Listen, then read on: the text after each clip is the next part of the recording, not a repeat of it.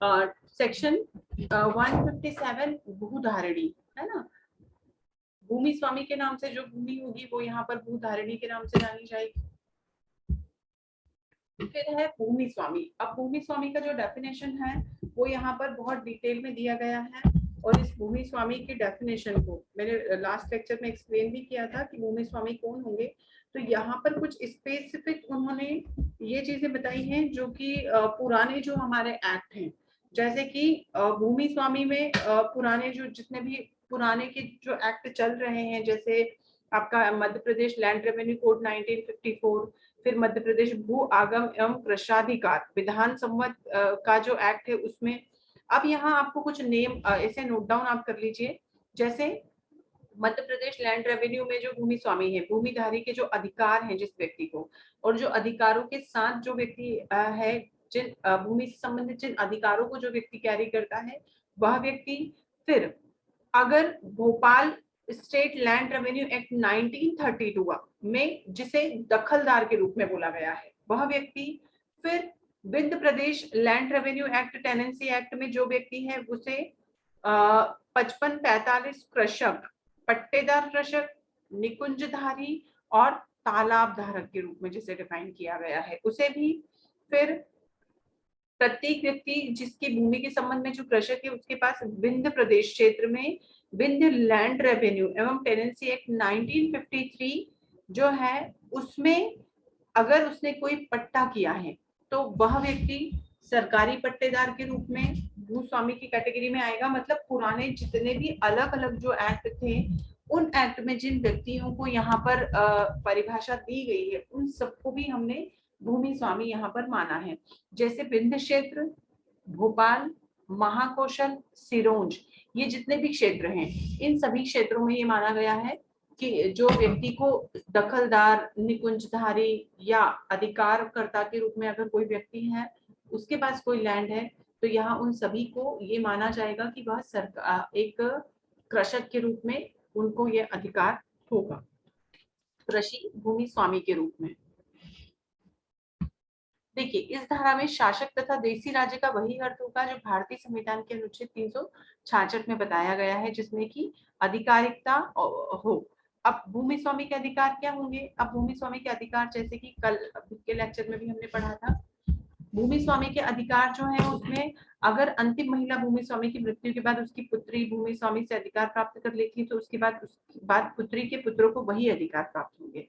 यहाँ पर अभी इसके पहले हमने पढ़ा था कि भूमि का अंतरण किस तरह से होगा, या अगर किसी तरह से किसी भूमि का अर्जन किया गया है तो उस अर्जन के संबंध में हमने अधिकार देखे थे। उसी अर्जन के तहत अगर किसी व्यक्ति ने कोई अधिकार ग्रहण किए हैं, अगर कोई व्यक्ति ने अपनी मृतक माता से किसी अधिकार को लिया है तो वहां पर उसके पुत्रों के संबंध में उसे वही अधिकार प्राप्त होगा जिस तरह का अधिकार उसे था। इसमें केस का नाम लिख लीजिए आप, मुनव्वर बनाम वर्सेस सुल्तान मसूद खान।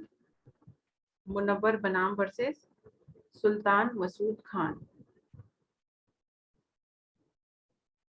इसी तरह सह भूमि स्वामी के अंश के रूप में भूमि स्वामी अधिकार का अर्जन के संबंध में केवल लंबा कब्जा ही पर्याप्त नहीं है। इसमें एक चीज मैं आदित्य आपसे पूछूंगी कि जैसे हमने पढ़ा था कि भूमि स्वामी के संबंध में जो अधिकार है उसमें एक्विजिशन जो होता है उसमें क्या लंबे समय तक अगर किसी व्यक्ति का अधिकार रहा है या पोजीशन रहा है तो क्या उसे वह भूमि स्वामी की कैटेगरी में ले आएगा? अगर किसी पर्टिकुलर लैंड पर आपका लंबे समय तक पोजीशन रहा है तो इस सह स्वामी के रूप में भी हो सकता है, तो क्या आप उसके उस पोजीशन के कारण पूर्ण स्वामी हो जाते हैं?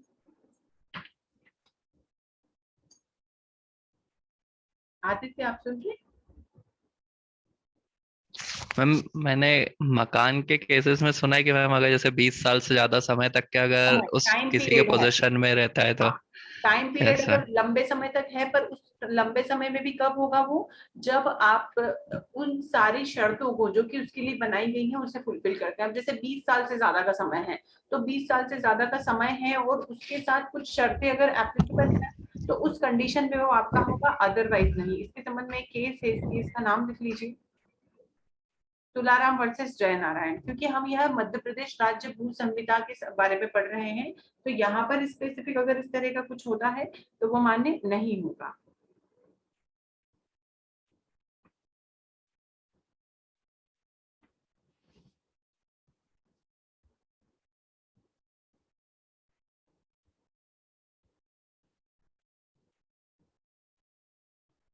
है ना। तो भूमि स्वामी के लिए बहुत सारी यहाँ पर शर्तें भी हैं कि बहुत ऐसा नहीं है कि लंबे समय तक कब्जा है। तो फिर कई बार प्रतिकूल कब्जे के तहत अगर किसी स्वामी ने अधिकार अर्जित किए हैं तो वह वहां पर मान्य होंगे।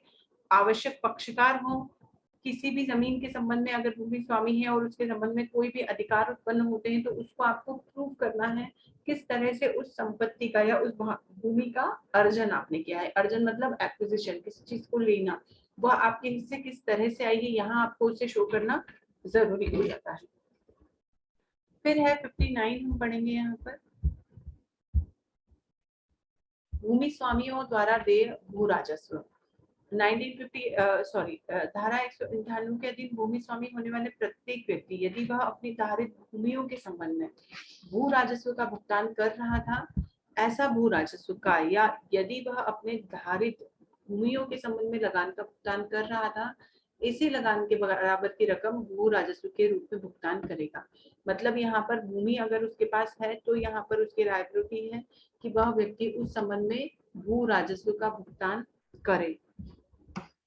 अब भू राजस्व का भुगतान करने के दायित्व से दी गई छूट का प्रतिसहरण, अगर किसी तरह की कोई छूट दी गई है, प्रतिसहरण का मतलब होता है वापस ले लेना, प्रतिसहरण का मतलब होता है रिवोक, वापस ले लेना। अगर हमने देखा था अभी शुरू के लेक्चर्स में हमने देखा था कि कुछ ऐसे लैंड हैं जिनके ऊपर भू राजस्व नहीं लगाया जाता है। अब अगर वो भू राजस्व नहीं लगाया गया और या उन्हें किसी संबंध में कोई छूट दी गई है तो वो छूट किस तरह की हो सकती है? Revocation of exemption from liability from land revenue, कहीं भी स्थित प्रत्येक माफी या इनाम भूमि जिसे सरकार के विशेष अनुदान से, प्रत्येक माफी शब्द जो यूज किया है माफी, या भूमि जिसे सरकार के विशेष अनुदान से या तत्समय प्रवृत्त किसी विधि के उपबंधों के अधीन या किसी अन्य लिखित के अनुसरण में संपूर्ण भू राजस्व या तो पूरा भू राजस्व या उसका कुछ भाग छूट गया है, तो यहाँ पर उस भूमि पर निर्धारणी है, भले ही किसी ऐसे अनुदान या विधि द्वारा लिखित बात कोई अंतर्विष्ट क्यों न हो। जहां कोई ऐसी माफी, इनाम भूमि किसी सार्वजनिक, धार्मिक या पूर्त संस्था को बनाए रखने या उसके समाक्षरण के लिए धारित हो, वहां राज्य सरकार ऐसी संस्था के आवेदन पर जो विहित प्रारूप तथा विहित समय के भीतर किया गया हो, उसे भू राजस्व में के उसके आवेदन पर जो विहित है उपयुक्त छूट की रकम से अनधिक ऐसी वार्षिकी प्रदान कर सकेगी जो ऐसी संस्था को समुचित रूप से बनाए रखने या उसके संरक्षण के लिए वार्षिक प्रदान कर सकेगी, जो ऐसी संस्था को समुचित रूप से बनाए रखने के लिए आवश्यक या युक्त समझी जाए।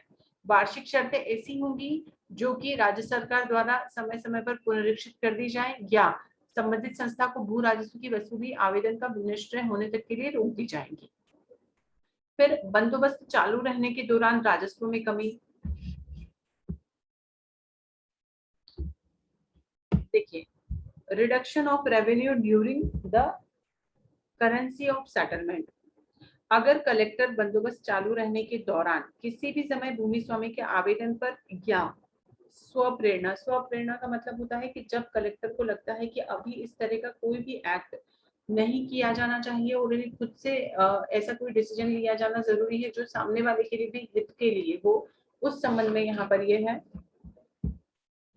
स्वप्रेरणा से ऐसे नियमों के अनुसरण में जो इस संबंध में बनाए जाएं, किसी भूमि के संबंध में राजस्व के निम्नलिखित आधारों में से किसी भी आधार पर कम कर सकेगा। अर्थात यहाँ पर चालू रहने के दौरान राजस्व में कमी कब की जा सकती है, ये उसके संबंध में है। अगर मान लो कि भूमि बाढ़ों के परिणाम स्वरूप या किसी ऐसे भूमि स्वामी के नियंत्रण से परे किसी अन्य कारण से पूर्णतः या भागतः खेती के अयोग्य हो गई हो। अब खेती के अयोग्य हो जाने वाली लैंड कैसी होगी? जैसे मान लो बाढ़ आया और बाढ़ के समय फसल पूरी खराब हुई और खेती भी पूरी खराब हो गई, अगर उस पर लगान लगाया जाता है तो क्या वह लगान उचित होगा? निश्चित रूप से नहीं, है ना। फिर यह कि राज्य खर्चे में सम्मिश्रित तथा अनुरक्षित सिंचाई का कोई स्रोत, चाहे वह नया हो या पुराना हो, बेमरम्मत पड़ा हुआ, उसके संपूर्ण खाते या उसके किसी भाग को जिसको कि राजस्व की बढ़ाई कर सिंचाई के कारण लागू कर दी गई थी, सिंचाई नहीं हो रही है, सिंचाई के कारण उस पर लागू किया गया, बढ़ाया गया कि वो सिंचित जमीन है, पर उस पर अगर सिंचाई की नहीं हो रही है और वो असिंचित की कैटेगरी में ही आती है, तो भी उसका राजस्व कम कर दिया जाएगा। फिर सिंचाई की किसी प्राइवेट सोर्स से उसके किसी भाग पर जिसमें की सिंचाई किया जाना था, सिंचाई नहीं हो रही है, तो फिर या तो भूमि स्वामी के ने जो राजस्व दिया है उसकी संगणना भूमि स्वामी द्वारा उस भूमि के संबंध में दे राजस्व उस राजस्व से अधिक है जिसकी की संगणना दी जानी है। पहले ही आप इतना दे चुके जो कि उसका नियत जो तय है उससे अधिक आप दे चुके हैं, तो जो अगली दरें होंगी उसमें उसे कम कर दिया जाएगा। फिर कोई खाता अगर है उसका जो क्षेत्रफल है किसी कारण से उस क्षेत्रफल में कमी हो गई है, तो उसका जो भू राजस्व होगा वो फिर से रिशफल होगी, कम हो जाएगा। अब अगर कोई उपधारा एक में किसी कमी का आदेश दिया गया है, वहां ऐसी कमी उन आदेशों की तारीख के ठीक आगामी राजस्व वर्ष से प्रभावशील मानी जाएंगी। मतलब यहाँ पर यह है कि क्या भू राजस्व एक बार तय होने के बाद क्या कम किया जा सकता है या कम हो सकता है। तो यहाँ आपको सिर्फ स्पेसिफिक इतना पता हो, ये हमारे अधिकार भी हैं कि हमें ये पता हो कि हम अगर राजस्व देते हैं और मान लो उस कंडीशन में, मान लो आपकी जमीन है और वहां पर पूरी तरह से बाढ़ आई है और आपकी फसल खराब हो गई है, तो उस कंडीशन में आपका राजस्व कम हो जाएगा। एक तरफ आपकी जमीन सिंचित आपने दिखाई है क्योंकि आपको सिंचाई की पूर्ण सुविधाएं मिल रही हैं, पर एक समय के बाद वो सुविधाएं मिलना बंद हो जाती हैं। उस कंडीशन में आप यहाँ पर उसे असिंचित के रूप में दिखा सकते हैं। फिर किसी प्राइवेट से आपने सिंचाई की सुविधाएं ली हैं पर वह भी एक समय के बाद आपको नहीं मिल रही हैं, उस कंडीशन में। और अगर आप ऑलरेडी कोई राजस्व अधिक दे चुके हैं, तो या फिर किसी कारण से आपका जो क्षेत्रफल है आपके खाते का वो कम हो जाता है, तो इन शर्तों के साथ भू राजस्व में कमी की जा सकती है, भू राजस्व जो है उसे कम किया जा सकता है। ठीक है। फिर भूमि स्वामी अधिकार प्रदान किए जाने के लिए लंबित आवेदन। देखिए ये 161 सेक्शन बहुत अच्छा था, 62 रिपील्ड हो चुका है।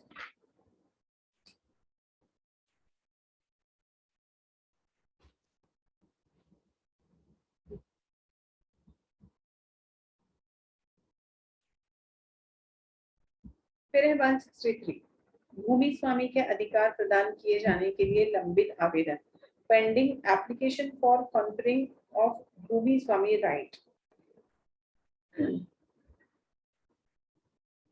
भूमि स्वामी का अधिकार प्रदान किए जाने के लिए भूमिधारियों द्वारा किए गए समस्त ऐसे आवेदन जो इस संहिता में प्रवृत्त भूमि के ठीक पूर्व महाकौशल क्षेत्र के किसी राजस्व न्यायालय के समक्ष चाहे अपील, पुनरीक्षण या पुनर्विलोकन में या अन्यथा लंबित हो, फाइल कर दिए जाएंगे और ऐसे भूमिधारियों द्वारा जमा रकम यदि कोई हो उन्हें वापस कर दी जाएगी।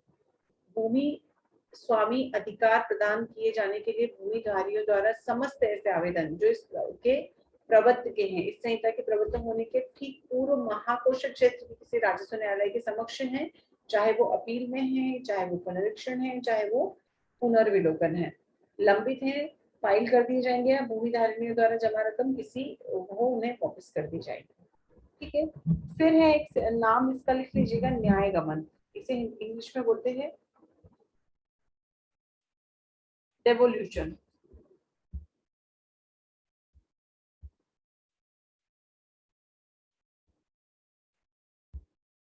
डेवोल्यूशन हित किसे मिलेगा? सिंपल सा एक संक्रांत होना मतलब, संक्रांत होना मतलब शामिल हो जाना एक तरह से।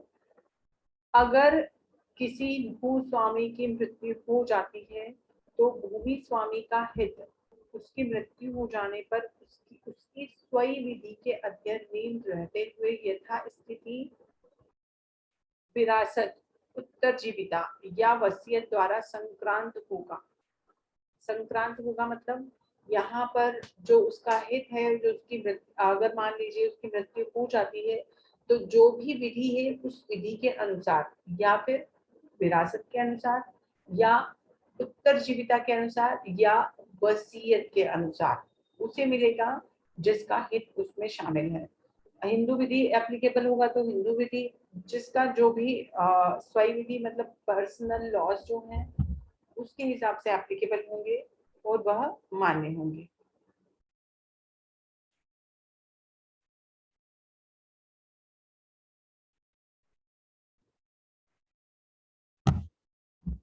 ठीक है।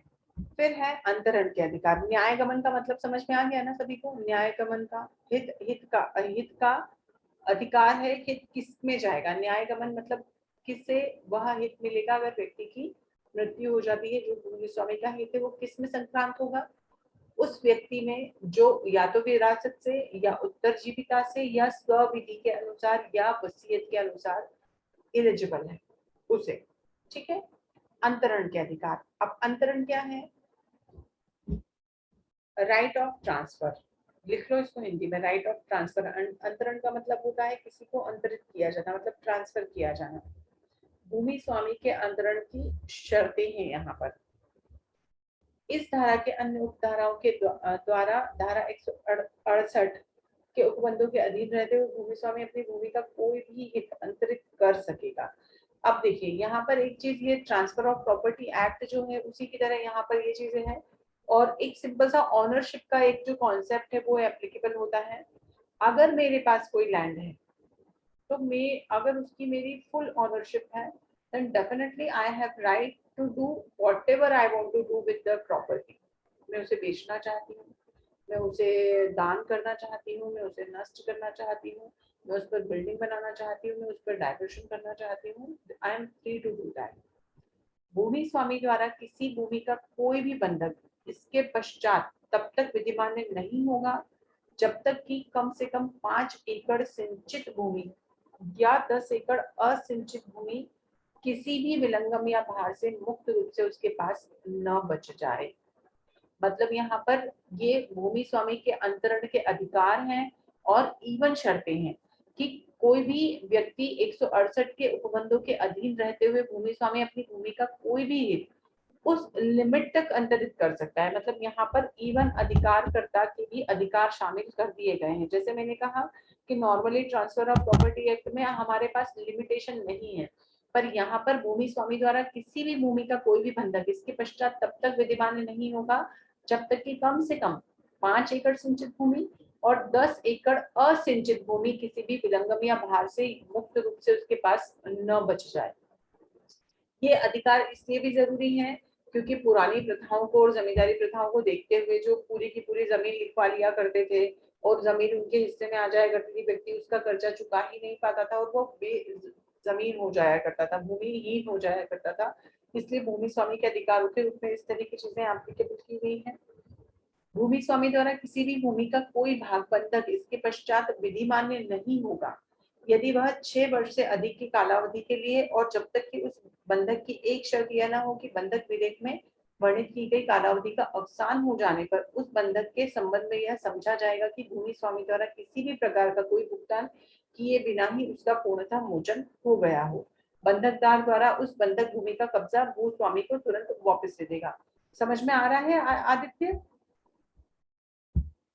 किसी को कोई डाउट हो तो पूछ लो। अच्छे सेक्शन है ये जो कि हमें एक अधिकार के बारे में बताते हैं कि भूमि स्वामी के किस तरह के अधिकार है और अगर किस तरह के अधिकारों पर बात की गई है, कौन से अधिकार ऐसे हैं जिसके, कौन से ऐसे लिमिटेशन है कि व्यक्ति भूमि स्वामी होकर भी यहाँ पर उस तरह के एक्ट नहीं कर सकता या उस तरह का ट्रांसफर नहीं कर सकता।